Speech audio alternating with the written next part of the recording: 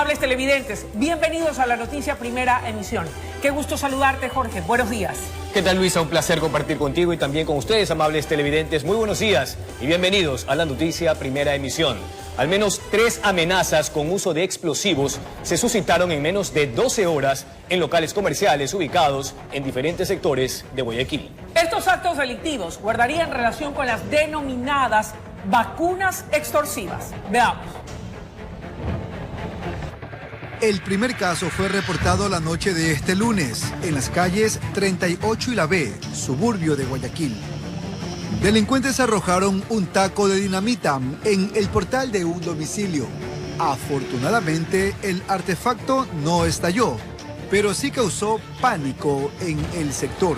Una persona en bicicleta y una otra persona tiraron la bomba y ya prendida, pero no explosionó, no la tiraron bien, más claro. No, ya no es la primera, ya son como unas 6 veces que ya han intentado. La otra vez una balacera también le vino a correr balas. Ya a la 1 de la mañana de este martes, en la ciudadela Montebello, en el noroeste, ocurrió un caso similar. Un artefacto explosivo apareció en los exteriores de una farmacia. Según propietarios de otros negocios, los responsables dejaron además panfletos con amenazas. La mayoría vienen a sorprender aquí con esa cuestión de que traen unos panfletos y no dejan trabajar a nadie. Todo el mundo está cerrando los negocios por esta situación.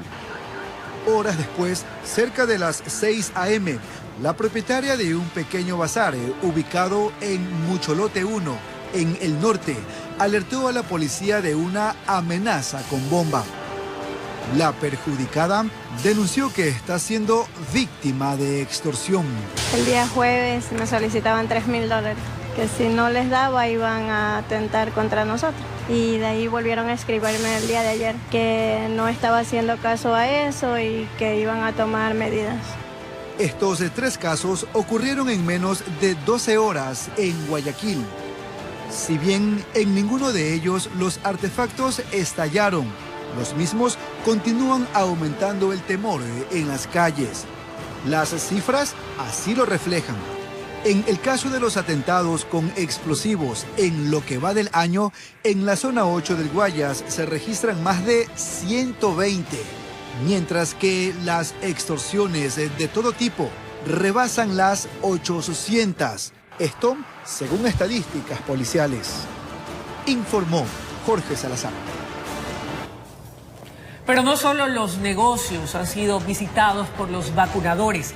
Las instalaciones de la Policía Judicial del Cantón Daule fueron el objetivo de sujetos desconocidos, quienes perpetraron un atentado con explosivos. Así es, generando daños a la estructura y la propiedad privada, es decir, han vuelto los ataques a las unidades de la policía comunitaria. Veamos.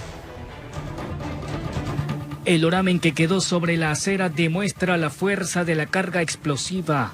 Se trata del ingreso hasta las dependencias de la Policía Judicial en el Cantón Daule, sitio hasta el cual llegaron sujetos desconocidos para arrojar el artefacto. La puerta de metal también se vio afectada por las esquirlas que salieron disparadas en el momento de la detonación. El poder de la carga hizo que atravesaran el pesado metal que cubre la entrada. Se produce la explosión de un artefacto en los exteriores de la Policía Judicial de aquí del cantón. Según el reporte policial, el suceso se registró alrededor de la 1:30 en la madrugada de este martes. En el cual, producto de esta explosión,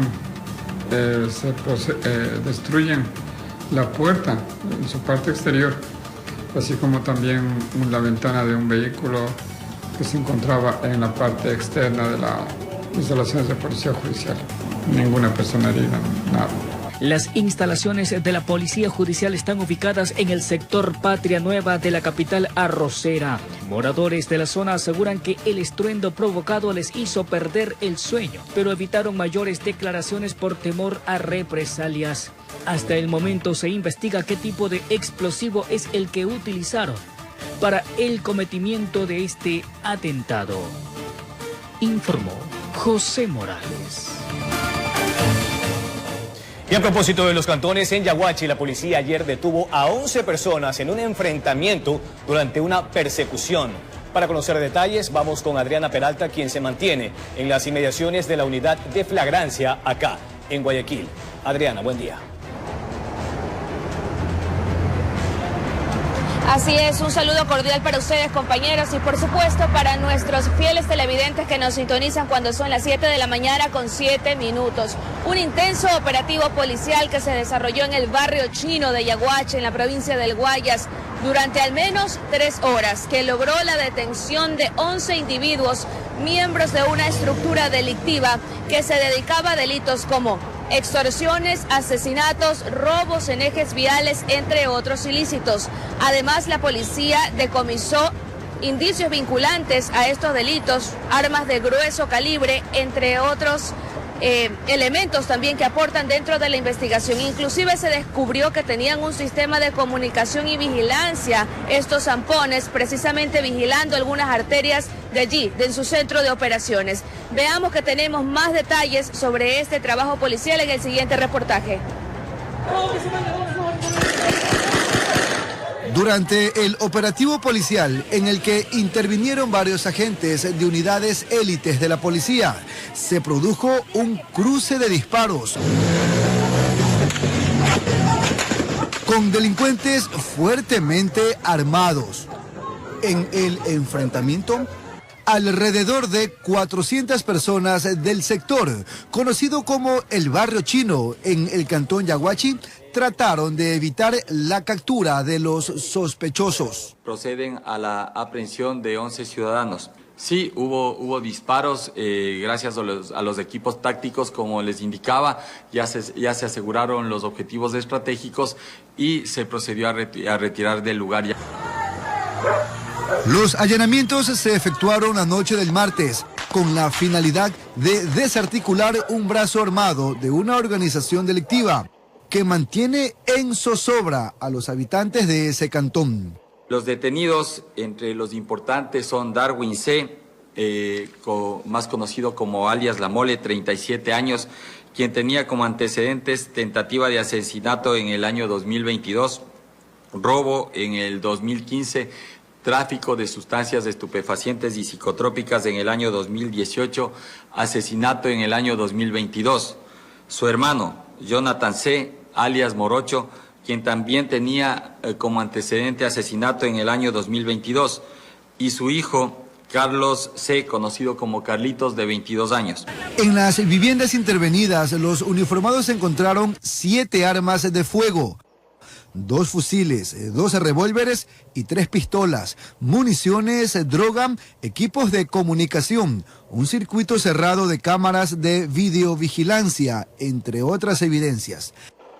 También retuvieron una camioneta negra de alta gama, utilizada aparentemente para la movilización de los cabecillas. Los 11 sujetos detenidos, varios de ellos familiares, serían responsables de una serie de delitos perpetrados en el cantón Yaguachi y sus alrededores, como muertes violentas, tráfico de drogas, robos, asaltos en carreteras, secuestros, extorsiones. Además, tenencia de armas de fuego de largo alcance. Los sospechosos fueron entregados a las autoridades judiciales. Informó Jorge Salazar. Así es, y recordemos que justamente el mes pasado se dio un crimen múltiple precisamente en el barrio chino de esa localidad. Lo que llama la atención es que 3 miembros de un núcleo familiar forman parte de este brazo armado de una reconocida estructura delictiva. Como ya mencionaron las autoridades, el hombre conocido como La Mole, con antecedentes por tentativa de asesinato, robo, tráfico de drogas y otros más. También su hermano Jonathan C., alias Morocho, inclusive su hijo Carlos C., conocido como Carlitos. Ya todos los detenidos fueron trasladados de inmediato acá al cuartel modelo de la Policía Nacional y se seguirá con el procedimiento respectivo. Ya pasan a manos de las autoridades competentes y veremos qué ocurre allí. Son las 7 de la mañana con 11 minutos, es el reporte que tenemos. Adelante, Jorge, que tienen más noticias en estudios. Buenos días y muchas gracias por tu informe, Adriana. De la mañana con 14 minutos, asesinan al conductor de una tricimoto en Pascuales, al noroeste de Guayaquil. La víctima tenía antecedentes, por lo que se presume que todo se trataría de un ajuste de cuentas. Intentó escapar de quienes lo perseguían, pero fue poco lo que pudo hacer. Nuevamente en la parroquia Pascuales de Guayaquil, un hecho violento alarmó a los habitantes del lugar. Un conductor de tricimoto, el cual divisó a sujetos sospechosos, trató de escapar de los mismos. Los individuos le dieron alcance y 6 disparos después huyeron del lugar. Moradores del sitio contaban que situaciones como esta los atemoriza cada día más. Yo estaba adentro. ¿Pero escuchó algo de pronto? Sí, las balas nomás. Una vez en esta calle, porque no ha sucedido ningún crimen aquí, recién nomás. ¿Este es el primero que ha sucedido? Sí, aquí en esta calle. La policía haciendo el respectivo procedimiento para poder tener claro el móvil de este nuevo crimen. Como ya es parte de la investigación, revisaron si el sujeto tenía antecedentes. Yace en el piso, ya sin vida, le propinan aproximadamente 6 impactos de arma de fuego. Sabemos que es un individuo dedicado a la conducción de una tricimoto, es una muerte selectiva. Sí, tiene 2 antecedentes, uno por robo y otra por tenencia ilegal de arma de fuego. De ahí que se llevaron el cuerpo del fallecido a la morgue. La tricimoto también fue observada e investigada por elementos de la policía. Querían más datos respecto a este caso. Y las unidades investigativas están haciendo ya su trabajo, están recopilando todos sus indicios para establecer el móvil y a los posibles causantes de este hecho criminal. Informó Julio César Saona. La actualización del sistema informático del Centro de Control de las Fuerzas Armadas provocó un atraso en la entrega de permisos de porte de armas para los ganaderos desde agosto del año pasado. El capitán Mario Bonilla explicó que desde enero iniciaron la calificación del 50% de las 700 solicitudes. Veamos. El interior del cañón. Antes de la promulgación del nuevo decreto ejecutivo que faculta el porte de armas para civiles, desde agosto los ganaderos lograron la consecución de un grito desesperado contra el abigeato. Sin embargo, el proceso no estuvo exento de líos informáticos. El problema se basó, tuvimos 4 meses de desfase por los problemas del sistema que lleva la fuerza, el Comando Conjunto de las Fuerzas Armadas. En el Centro de Control de Armas de Guayas, Santa Elena y Galápagos, explican que hubo una coincidencia en las fechas. Actualizaban la plataforma y no había poder humano ni tecnológico. Trabajando desde el año pasado y efectivamente hubo un retraso por la actualización de los servidores que se adquirieron en Quito. ¿Y ya están generando los permisos? Es correcto, ya hemos venido trabajando y tomando las que estaban retrasadas para renovar los permisos. De las 700 solicitudes, ¿cuántas ya han sido concedidas? Alrededor de 372. Pero la apertura para el porte de armas bajo un proceso de calificación, 12 años después de ser proscrito, obliga a unificar la normativa. Va borrón y cuenta nueva. Entonces va a tardar un poco más. Han hablado de 6 meses, nosotros esperamos que sea mucho más pronto, porque realmente el tema inseguridad de vigiato creo que nos preocupa a todos. Una munición de veras te revienta en la mano. Lo demás será la evaluación de la primera fase en torno a una sociedad que pasaría del temor al valor de apretar el gatillo. Con cámara de Javier García, informó Jorge Escobar.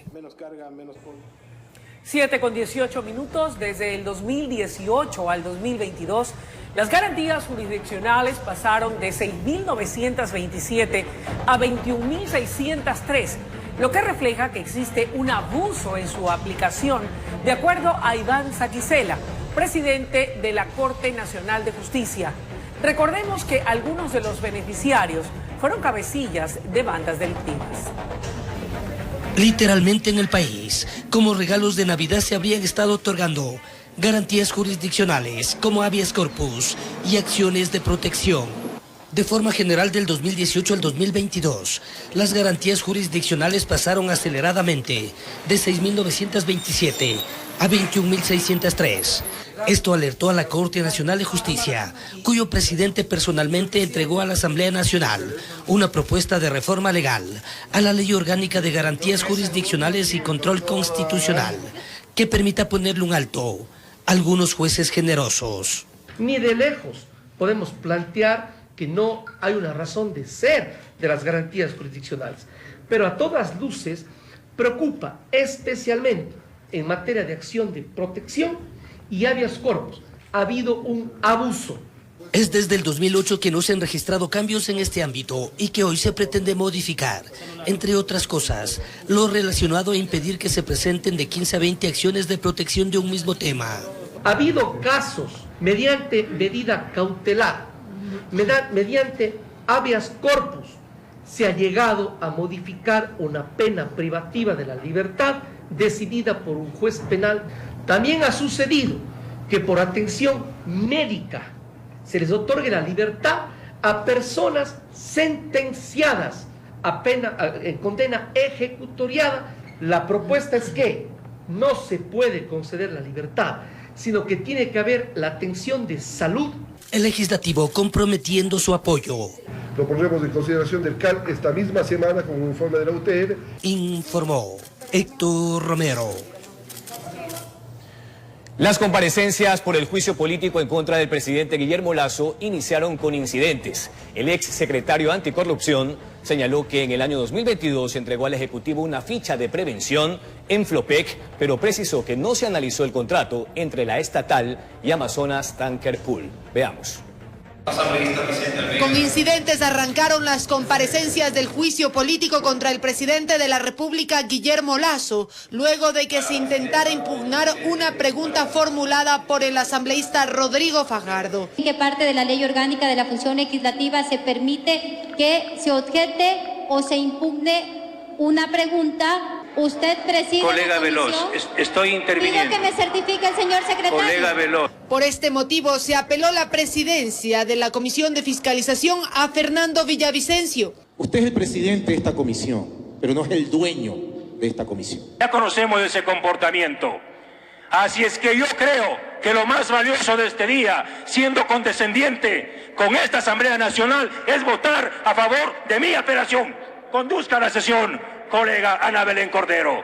De los 4 convocados para la jornada del martes asistieron solo 2, entre ellos Luis Verde Soto, exsecretario anticorrupción, quien informó que en el año 2022 presentó fichas de prevención de corrupción, entre ellas de Flopec, con 20 observaciones. Discrecionalidad en la contratación con el uso de la figura del giro específico de negocio, por ejemplo, en la contratación de fletes de derivados de petróleo. Ante ello, el abogado del presidente Guillermo Lasso solicitó ciertas precisiones. Le pregunto si es que alguna de esas fichas de prevención de corrupción que entregó al presidente de la República se refería al contrato suscrito entre Flopec y Amazonas Tankers Pool, que es materia del delito de peculado que se está imputando al presidente. Es obvio, yo leí la ficha entera y en ningún caso hay una referencia precisa a ningún contrato. Son fichas de prevención de corrupción, no son fichas sobre actos de corrupción que puedan haber sido detectados. El segundo en comparecer fue el exsecretario jurídico de Presidencia, Fabián Pozo. Al presidente Guillermo Lasso injustamente se le acusa de peculado en Flopec por un contrato firmado en el año 2018 bajo otra presidencia, renovado en 2020 bajo otra presidencia, que su propio gobierno denunció, sobre el que aplicó correcciones conforme los informes de la Contraloría en el año 2020 y generó utilidades de más de 180 millones de dólares en una empresa que venía generando pérdidas. Informó Valeria Navarro. 7 de la mañana con 23 minutos, imágenes que corresponden a un asalto en el sector del Guasmo Sur, donde este delincuente, junto con otro de sus compinches que luego huyen, hieren a una dama a la que le arrebatan sus pertenencias. Jorge y amables televidentes. Así es, allí está la pobre señora sometida por este pillo armado, le quita su cartera. Así es, ella había salido de una agencia bancaria y por eso estos pillos la habían visualizado previamente, seguramente con el apoyo de alguien más, para saber que llevaba dinero en su cartera. La atacan y se le llevan toda la plata que había sacado. Imagínese usted, Luisa, seguro debía pagar algo ella, ¿no? Quizás temas educativos de sus hijos o una deuda, no se sabe, ¿no? Así es, estas imágenes corresponden a un asalto en el sector del Guasmo Sur. Son las 7 de la mañana con 24 minutos. Esto es La Noticia, primera emisión.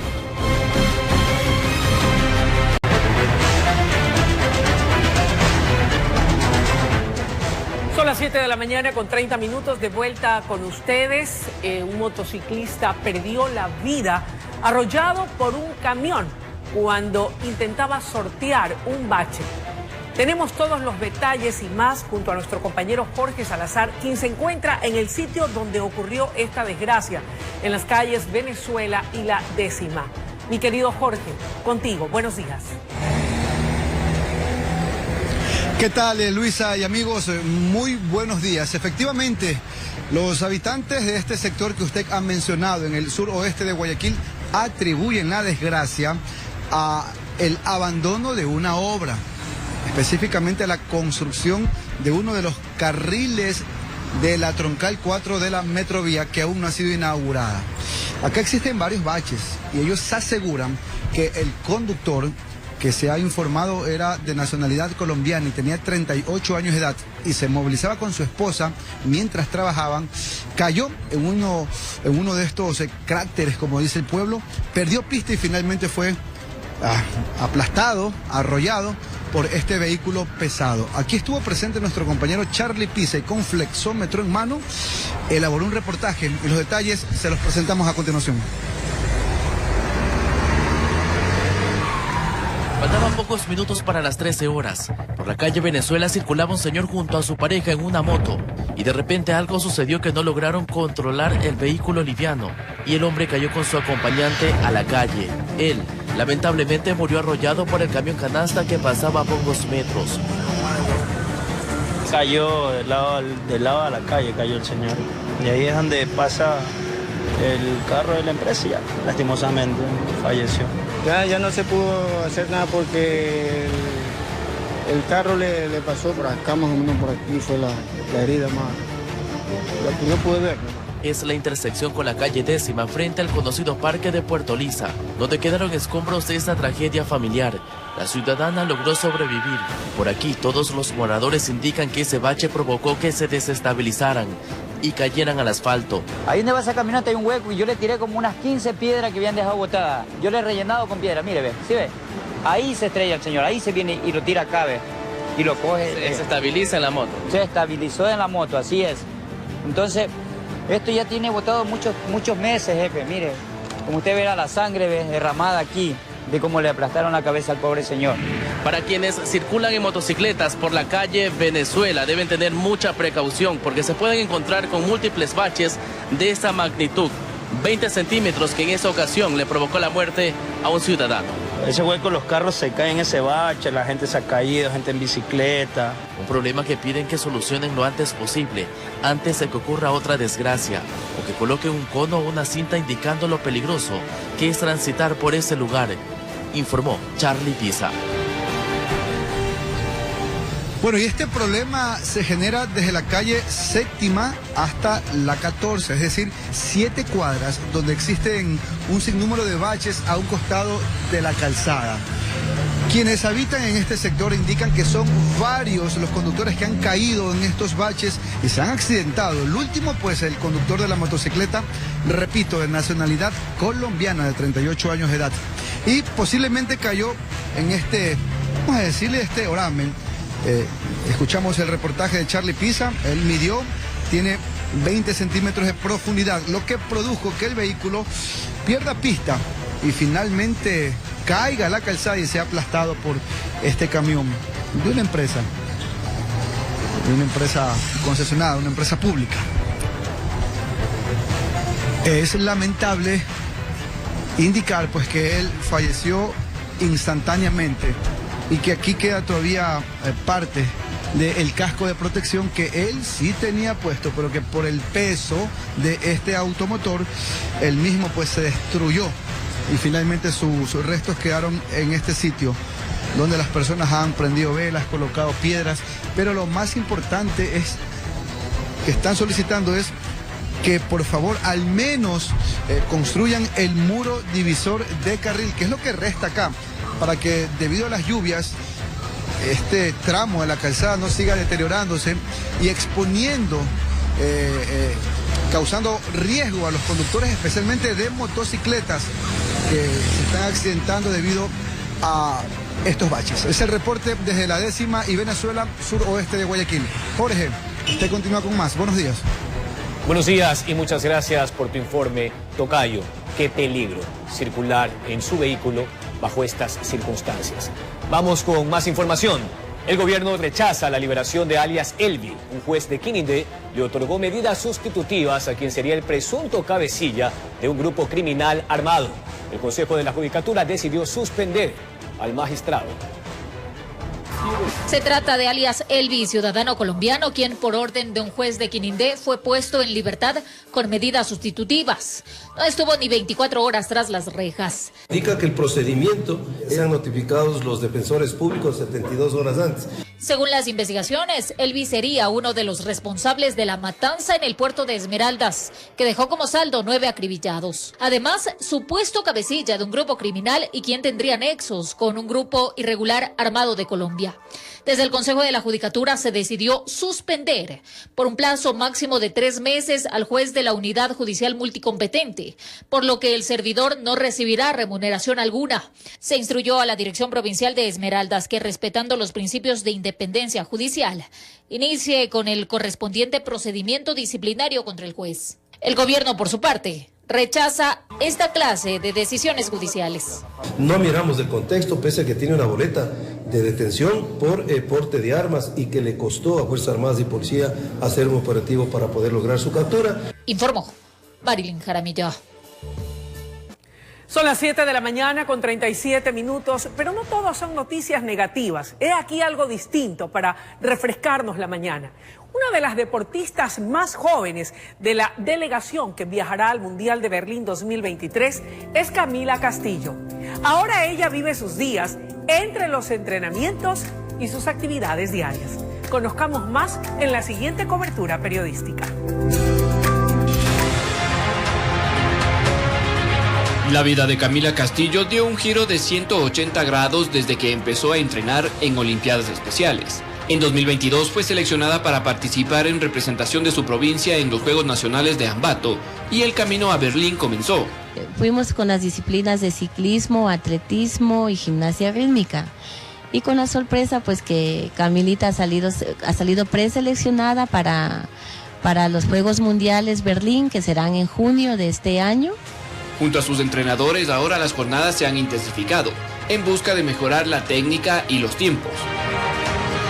En eso estamos dándole todos los días en los entrenamientos con Camila, para que estamos yendo a Quito a los microciclos y en junio pues ellos ya viajarían para allá a Berlín, lo que es Camila en la disciplina de ciclismo.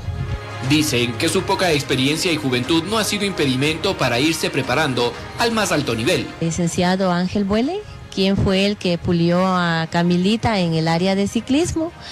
Él fue el que la descubrió, el que la ayudó a dar sus primeros pasos en lo que es ciclismo con el compañero, es nuestro entrenador. El apoyo recibido por parte de la Federación Deportiva de Loja ha sido fundamental para su preparación. Destacan que es un compromiso que llevan desde hace varios años con los deportistas especiales. Nosotros tenemos el área específica de deporte adaptado. Somos una de las pocas federaciones que destinan sus profesionales y recursos económicos al área de deporte adaptado. Y creo que el trabajo coordinado con estas instituciones como Olimpiadas Especiales es importante para incluirlos, para darles primero el valor y respeto que ellos se merecen, y obviamente casos como estos nos llena de mucho orgullo que ya están enfocándose en una alta competencia.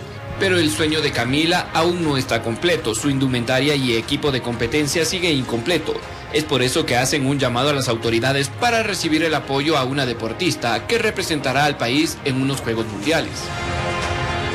Lo que nos hace falta es la bicicleta para Camila, una bicicleta rutera talla XXS. Vemos que existen muchas necesidades, mucho acompañamiento del equipo multidisciplinario, médico, nutricionista, tantos profesionales que pueden aportar a este proyecto, así que eso también vamos a gestionar. Entre sonrisas y alegría, Camila vive sus entrenamientos con mucha ilusión y con el objetivo de llegar con pedal firme a Alemania, lograr subirse al podium y flamear la bandera tricolor por todo lo alto. Informó Mauricio Sánchez.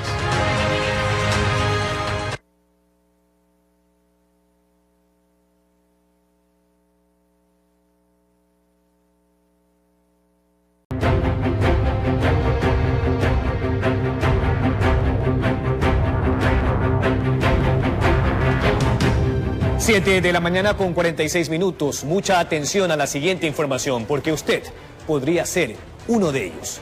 Los vacunadores extorsivos obtienen su información personal con más facilidad de lo que usted cree. Nos acompaña en este informe Maite Morán, quien va a dar los detalles a través de este reportaje para que usted sepa cómo protegerse ante el accionar del AMPA. Yanina ejercía su profesión de médico con normalidad hasta que empezó a recibir llamadas extorsivas. En la cual pues mencionaba de que yo tenía que dar una suma de dinero, ¿ok? Mensualmente. Si no, caso contrario, le iban a hacer daño a mi esposo, a mis hijos, y que ya conocían de mi domicilio, del lugar de trabajo, todas mis redes sociales, que tenían toda la información de mí y que por lo tanto querían que yo pagara una cuota mensual. ¿De cuánto era la cuota? $400. Por el acoso de las organizaciones delictivas, su vida tranquila se convirtió en un caos, tanto que llegó a necesitar ayuda psiquiátrica. Estuve con medicina por algunos meses porque caí en un estado de depresión, de ansiedad, de paranoia más que nada. Yanina y su familia abandonaron la provincia en la que residían, huyendo de los extorsionadores.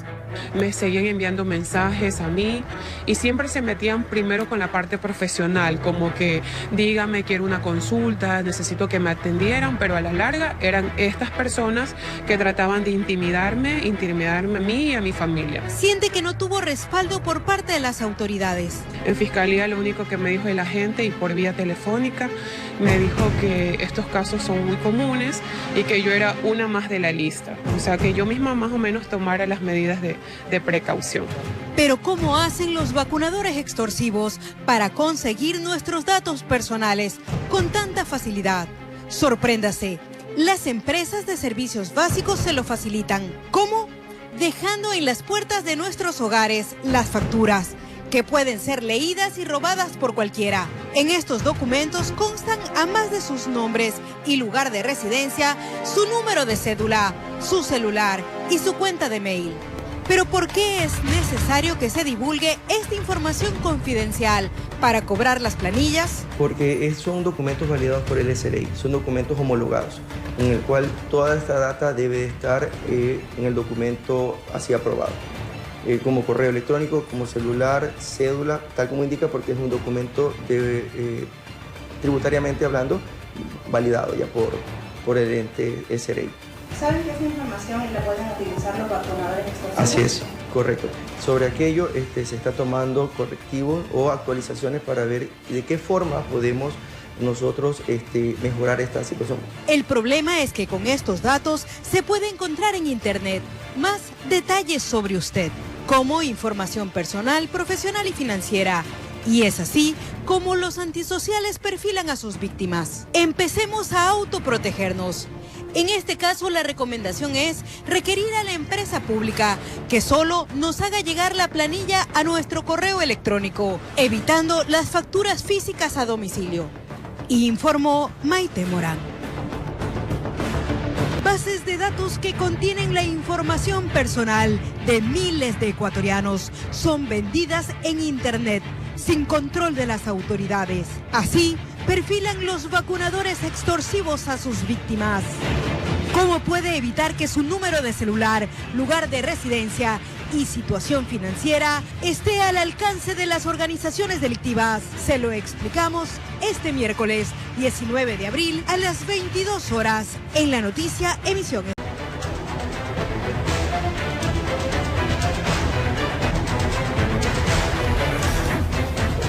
De vuelta con ustedes para contarles que la UNACE liberó a una ciudadana que fue secuestrada durante 4 días. Ella desapareció el fin de semana cuando llegó a Guayaquil desde la sierra y el martes fue rescatada.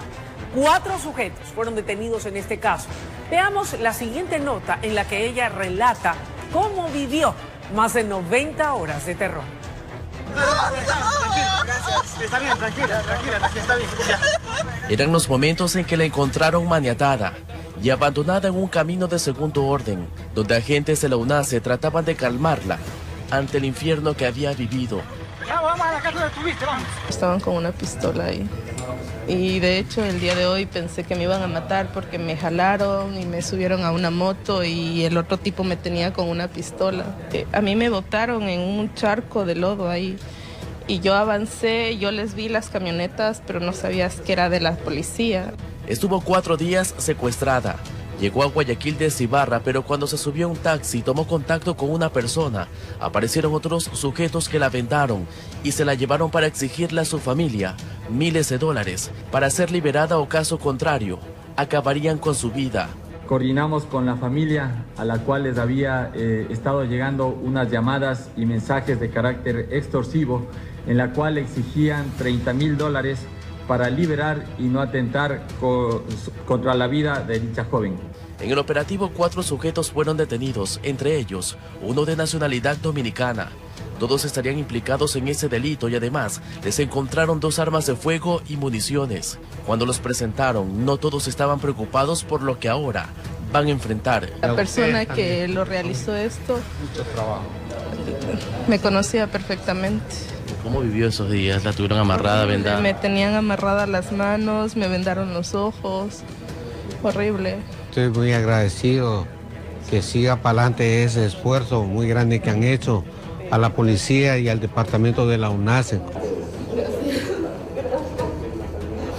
Mientras que la perjudicada y su familiar solo tuvieron muestras de agradecimiento a la institución del orden, que logró rescatarla en un trabajo arriesgado que realizaron, luego de varias técnicas investigativas que determinaron dónde tenían escondida a la ciudadana, informó Charlie Pisa. Amigos, así concluye la presente emisión de La Noticia. Luisa, siempre un placer. Gracias, lo propio, Jorge, y amables televidentes. Les invitamos a seguir en nuestra sintonía. Ya viene La Noticia en la comunidad. Que tengan un día bendecido. Un fuerte abrazo.